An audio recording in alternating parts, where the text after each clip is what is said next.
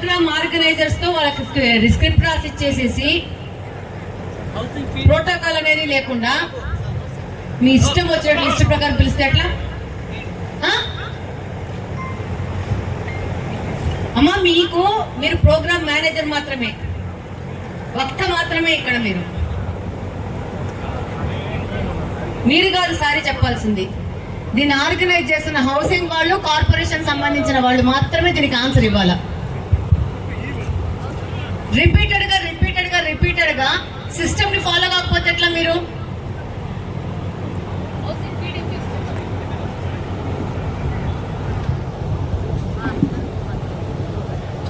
Zero level నుంచి system follow కావాలా?